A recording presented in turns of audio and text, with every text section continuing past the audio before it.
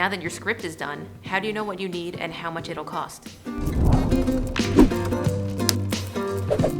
You have to break down your script. That means you go through scene by scene and take note of literally any element. Characters, props, wardrobe, special rigs, any extras, anything you need to complete that scene. You'll list these elements out in the margins of your script and then you'll highlight them in your text.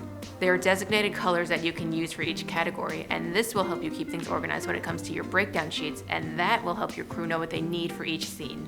Not only can this process help you create an itemized budget, it can also help you catch details that you might have missed if you didn't break the script down.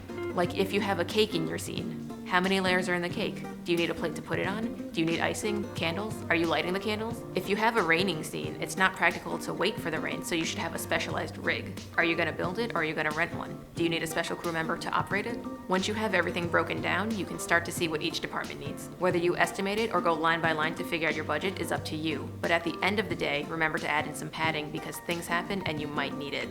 Let us know what else you'd like to learn about, and I hope this was a good tip for you.